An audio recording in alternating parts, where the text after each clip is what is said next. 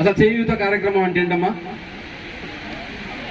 August 12, 2020 సంవత్సరంలో జగన్ మన ముఖ్యమంత్రి అయిన తర్వాత ఆగస్టు 12, 2020 సంవత్సరంలో మొట్టమొదటిసారి చేయూత కార్యక్రమాన్ని మొదలుపెట్టినప్పుడు చాలా మంది ఏమన్నారంటే ఇదేదో ఆర్భాటంగా మొదలుపెట్టాడు, BC SC minority SC ST మైనారిటీలకు 40 సంవత్సరాల నుంచి 60 సంవత్సరాల వయసున్న మహిళలకు ఆర్థిక సాయం అందించడం కోసం ఒక్కొక్క విడతగా 18,500 రూపాయలు ఒక్కొక్క విడతగా ఆయన అకౌంట్లో వేయడం కోసం ప్రారంభించినప్పుడు అప్పుడు ఒకసారి 2 సార్లు జరుగుతుంది, మళ్ళీ చేయలేరు అని చెప్పి. కానీ జగనన్న ఎలాంటి వాడంటే ఏదైనా ఒకటి చెబితే అది ఖచ్చితంగా తూచా తప్పకుండా చేయగలిగే నాయకుడు ఆయన.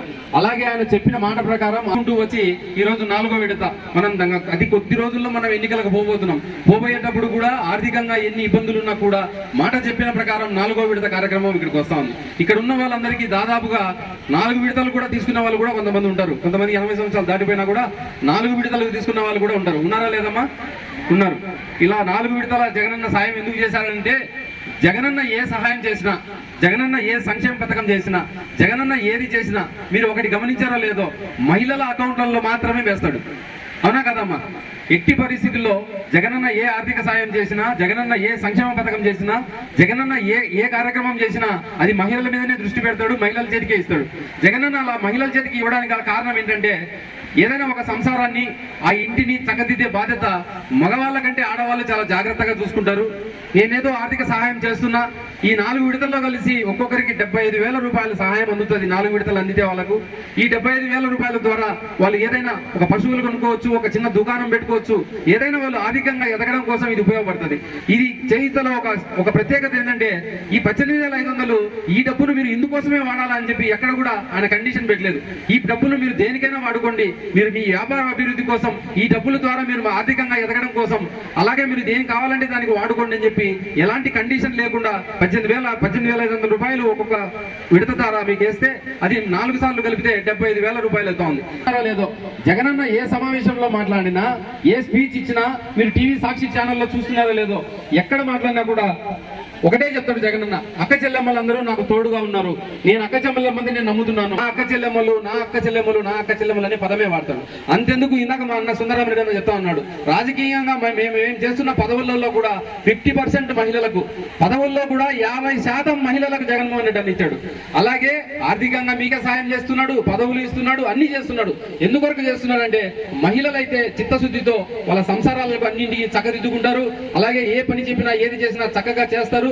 అలాగే రాబోయే కాలంలో మనకు అండగా వాళ్ళు ఉంటారు అని చెప్పి ఆయన ఉద్దేశంతోనే ఈ మహిళలందరికీ ఆయన మీ అకౌంట్లలో డబ్బులు వేసి ఈ విధంగా సహాయపడతా ఉన్నాడు.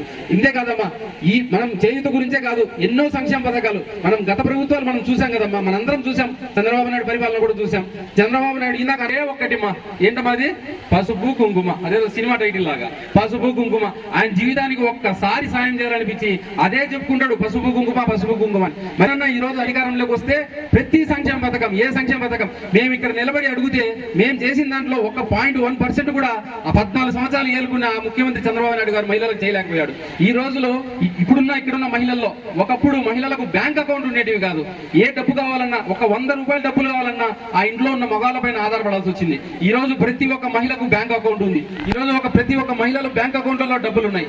ఏదో ఒక సంక్షేమ రూపంలో అమ్మఒడి కావచ్చు, ఆసరా కావచ్చు, చేయూత కావచ్చు. ఈ చేయూతలో కూడా కొన్ని మళ్ళీ దీంట్లో కూడా ఒక సడలింపు ఇచ్చాడు. ఒకవేళ వాళ్ళు పెన్షన్దారులైనా వికలాంగులైనా ఆ పెన్షన్ వికలాంగులకు అది వస్తుంది కాబట్టి ఇది లేదు అనేది లేకుండా ఆ పాయింట్ కూడా ఈయనక సార్ చదివి మీకు వినిపిస్తా ఉన్నాడు. ఆ పాయింట్ కూడా పెట్టి మీకు అందరికీ కూడా సహాయం చేస్తున్నాడు. మరి ఒక 51 సంవత్సరాల గల ఒక చిన్న మన రాజశేఖర రెడ్డి గారు కుమారుడు జగన్మోహన్ రెడ్డి గారు ఆ రోజు 2019లో మీరు అందరూ ఓట్లేసి గెలిపిస్తే ఒక చక్కటి పరిపాలన అందించి ఈ రోజు ఇన్ని సంక్షేమ పథకాలు చేస్తున్నాడు. మీరు దయచేసి ఒకటి ఇక్కడ ఉన్న మహిళలందరూ ఆలోచించండి అమ్మా, రాబోయే కాలంలో మళ్ళీ మనం పొరపాటున జగన్మోహన్ రెడ్డి అని కాకుండా పొరపాటున వాళ్ళ మాటలు వీళ్ళ మాటలు విని మనం ప్రలోభపడి ఒకవేళ తెలుగుదేశం పార్టీకి ఇస్తే, తెలుగుదేశం పరిపాలన వస్తే ఇన్ని సంక్షేమ పథకాలు ఆ యొక్క చేతులు ఆడవు మా ఎట్టి పరిస్థితులు ఇవ్వడానికి. ఈ రోజు మనకు జరుగుతున్న ఇదంతా ఒక్కసారి తుడిచిపెట్టుకోబోతుంది. ఆ విషయాన్ని విషయాన్ని దయచేసి గ్రహించండి. ఈ రోజు 4 సంవత్సరాల కరోనా సమయాన్ని తీసేస్తే 5 సంవత్సరాలు కాదు, కేవలం 4 సంవత్సరాల్లోనే జగన్మోహన్ రెడ్డి ఇంత బ్రహ్మాండమైన పరిపాలన చేసినాడు. కాబట్టి మళ్ళా రాబోయేది ఎన్నికలు, మీ దగ్గరికి మేము ఎట్లాగో వచ్చి అడుగుతున్నామో వాళ్ళు కూడా వచ్చి అడుగుతారు, కళ్ళబొల్లి మాటలు చెప్తారు, మళ్ళా ఓట్లు దండుకునే దానికోసం, చంద్రబాబు నాయుడుకి ఓటేయమనే కోసం, సైకిల్ గుర్తు కోసం అని చెప్పి వాళ్ళు వస్తారు. కానీ నేను ఒకటే చెప్తున్నా, జగన్మోహన్ రెడ్డి అన్న ఎక్కడ ఎప్పుడు ఎక్కడ మాట్లాడినా నా మహిళామణులు నా అక్క చెల్లెములు అంటున్నాడు. జగన్మోహన్ రెడ్డి అన్న మిమ్మల్ని నమ్మినాడు, మిమ్మల్ని అందరినీ మేము నమ్ముతున్నాం, సంక్షేమ పథకాలు బ్రహ్మాండంగా అందాయి, మనందరం తృప్తిగా ఉన్నాం. మరొక మాట కూడా నేను ప్రతి సమావేశంలో చెప్తా ఉన్నా, మొన్నటి వరకు ఆరోగ్యశ్రీ మన ఇంట్లో మన కాడున్న కార్డు ఆరోగ్యశ్రీ ఎంతవరకు పనిచేసేదమ్మా? ఎన్ని లక్షల వరకు పనిచేసేది? ఎన్ని లక్షలమ్మా?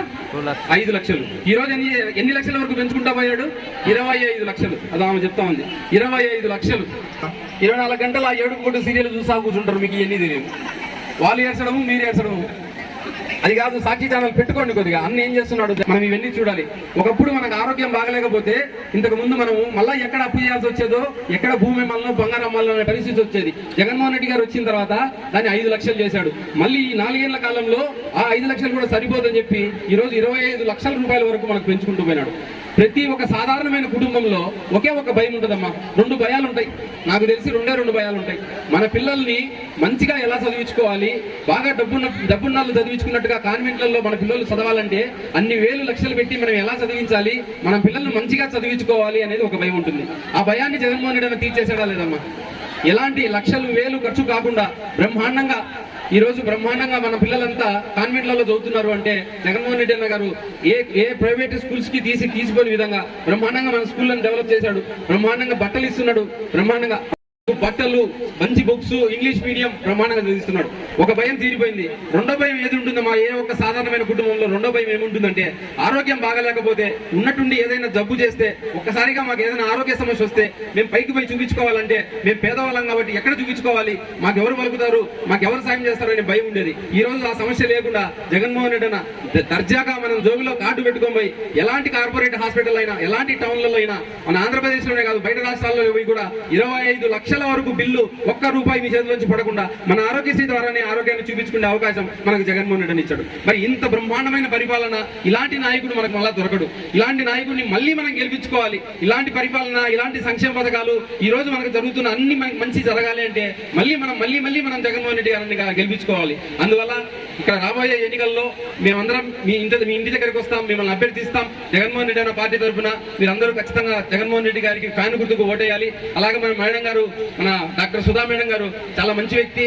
మన డాక్టర్ గారు, మన స్వర్గీయ వెంకట సుబ్బయ్య గారి సతీమణి ఆ మేడం గారు కూడా వచ్చినప్పటి నుంచి కూడా చాలా చక్కగా మహిళలకు చాలా దగ్గరగా వెళ్ళి అందరితో చాలా కలుపుగోలుగా ఉంటారు. ఎవరు ఫోన్ చేసినా ఆమె రెస్పాండ్ అవుతారు, సమస్యలను సాల్వ్ చేస్తున్నారు. అలాగే గోవిందరెడ్డి గారి నాయకత్వంలో మన సుధా మేడం గారికి, అలాగే ఎంపీ గారికి ఇద్దరికి చెరొక ఒకటి వేద్దాం. మళ్ళీ మనం జగనన్నని గెలిపించుకుందాం. ఈ వచ్చే సంక్షేమ పథకాలన్నీ ఏవి పోవు, మనకు అన్ని వస్తాయి. మనం పొరపాటు చేస్తేనే మనకు ఏదైనా ఇబ్బంది జరుగుతుంది. కాబట్టి మీరందరూ కూడా ఆశీర్వదించాలని కోరుకుంటూ నాకు ఈ అవకాశం ఇచ్చిన అందరికీ హృదయపూర్వక నమస్కారాలు తెలియజేస్తున్నామా. ఒక్కసారి నా కోసం అందరూ ఇక్కడ ఉన్న వాళ్ళంతా గట్టిగా జై జగన్, గట్టిగా జై జగన్. Thank you Guru.